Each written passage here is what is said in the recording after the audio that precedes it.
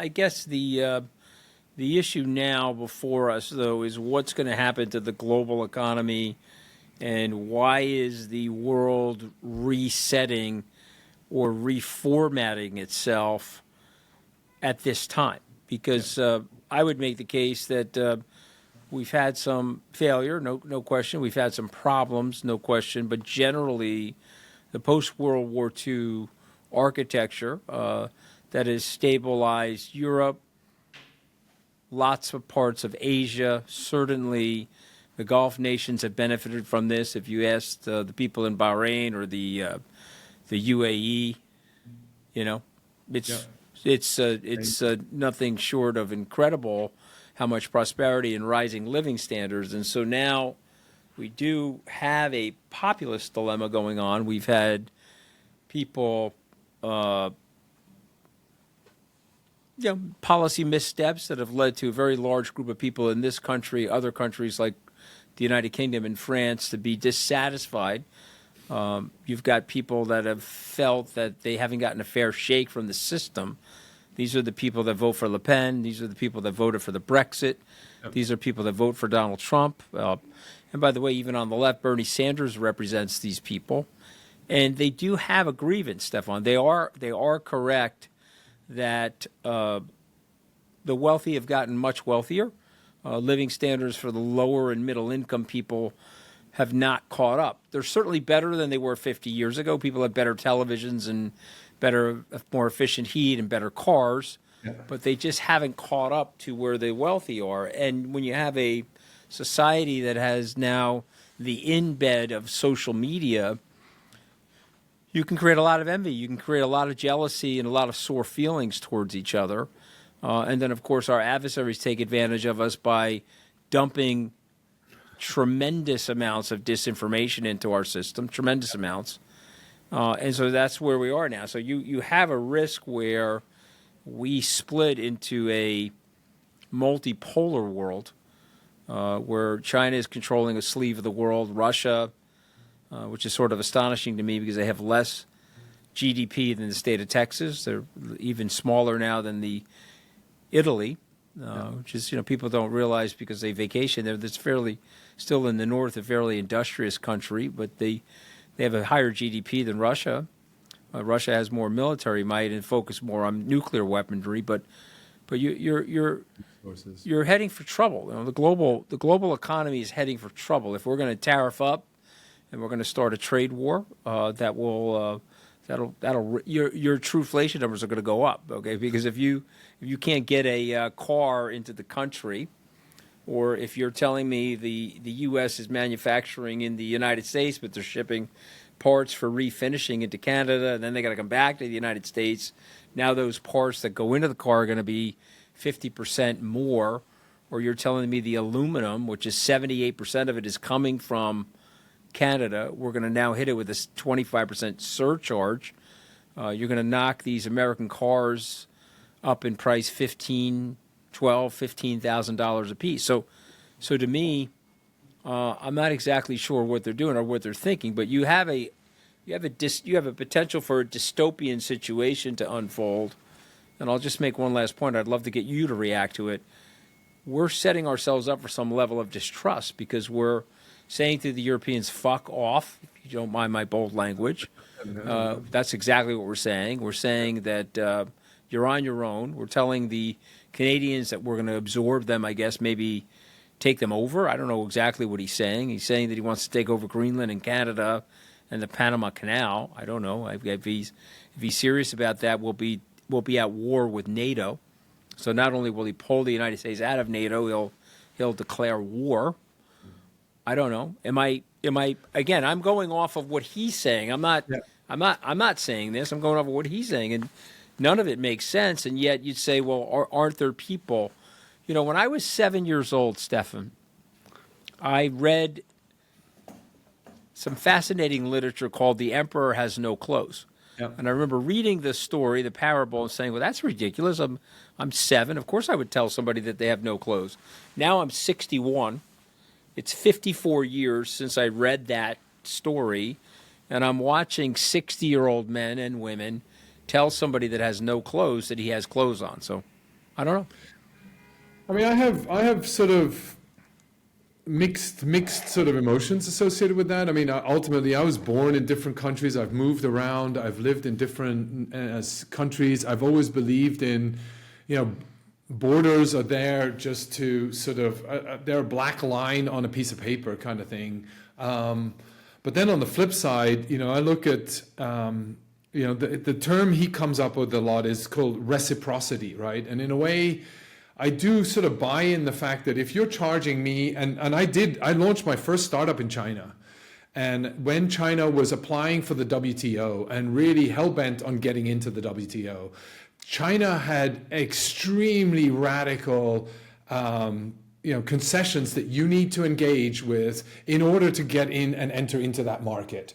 And we were all star-eyed, a billion people, that population, if only we can sell one chewing gum to every person, we got 1 billion people buying chewing gum. And that fallacy fell flat on the feet, because ultimately the only way you could enter was you needed to set up a joint venture. You needed to train local people. You needed to hire representatives from the Communist Party on your board so that they could monitor and track everything. No question.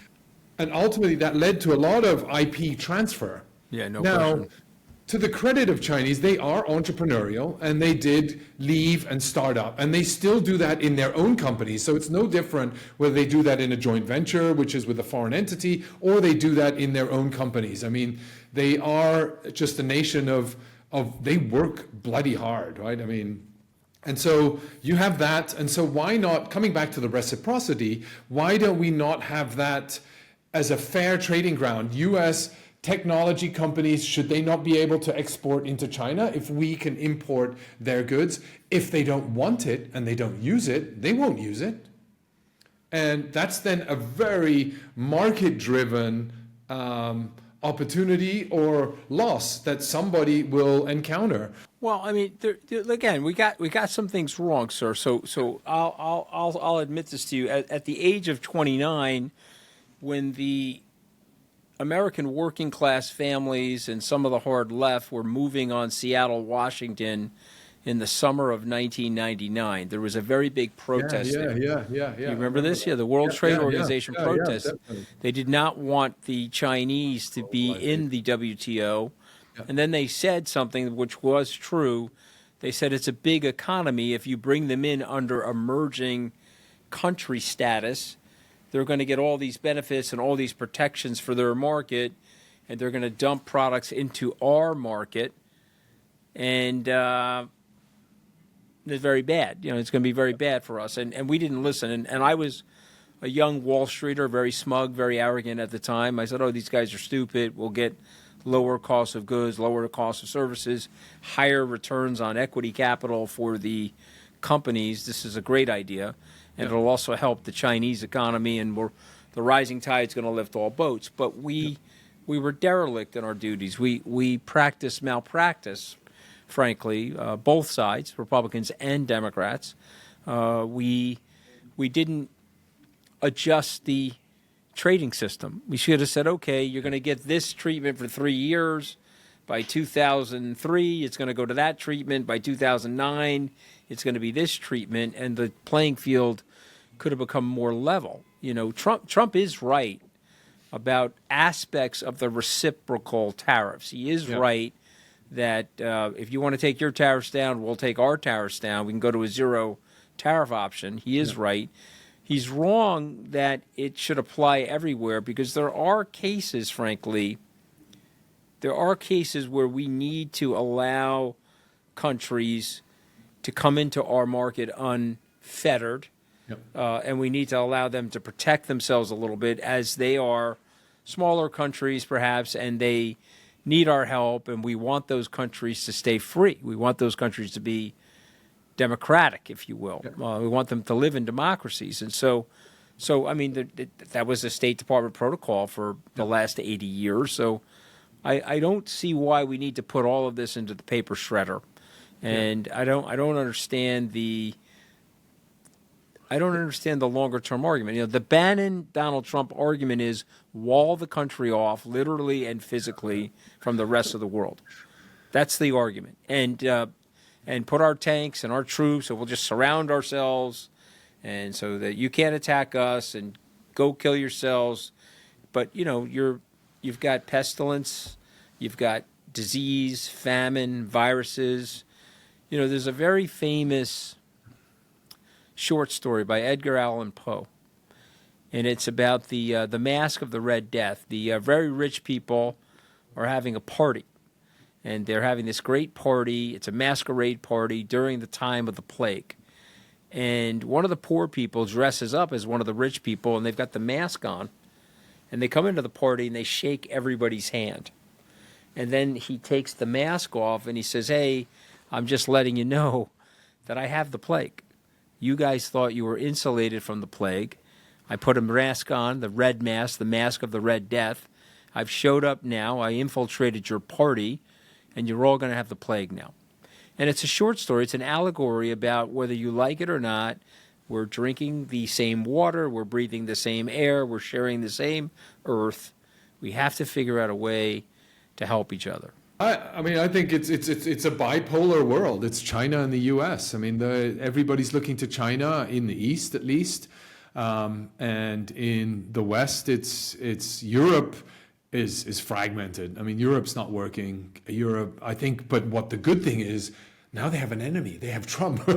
So it might pull Europe together. And I think the roots are still very strong between US and Europe, even if with or without the government. So the government is just there to actually pull the population together. And maybe that's underlying, in good faith, that might be the blessing for Europe to actually come together and actually do something about their internal issues and try to pull together and build a state. Draghi's been trying to do that. Will they do that? I don't know, because you got Italy, you got what's happened with Le Pen right now, you got what's happening with Germany and Hungary. So it's a lot of fractions. So maybe it won't happen. But China is definitely stepping up. I think China has always been, under Deng Xiaoping, it was always stay subtle, stay hidden, don't take leadership roles. But now they've been forced to the foreground. They've been forced to play a significant role and take some sort of activity, even though they've got their own nation to worry about. But they do worry about their Belt and Road. Africa's theirs. They've taken over Africa. Africa's all of China. And the ports, by the way, brilliant strategy. I don't need I don't need bases and military bases around the world. I'll just have all the ports. And so I'll take over all the ports. And that's why they're blocking the sale of the Panama Canal to BlackRock. And I think they're going to start blocking more, getting more involved in acquisitions and mergers. Will they accept it to enter into their market? They know the legal system. And look what they did to Hong Kong. They overtook that with pure silence and utter legality. It was just lawfare. I mean, just pure. And they're going to do the same with Taiwan. They're going to go in, they're going to win them over, and legally they're just going to be elected. They're going to have their champions elected into cabinet, and they're going to add laws into the books that are then going to be adopted. And that's then going to mean we might as well return to China and be another special administrative Listen, but I'm watching the Democratic leadership not pay attention to this. I think Trump likes it. Yep. Trump's attitude is let China control Taiwan, and are you ready for this? Australia. That's what Trump wants. He doesn't care. And that's your sleeve of the world. And Russia, yep. You have this part of Eurasia. Europe, you're just a museum. Go on your way. You want to defend yourselves, great. If you don't, the Russians will take you guys over and plunder your wealth. And I'll take Canada, Greenland, and the Panama Canal. Game of risk. Yeah, the Panama Canal sale may or may not go true, but Trump's not going to care. He'll move the military down there, and we'll be in a kinetic situation.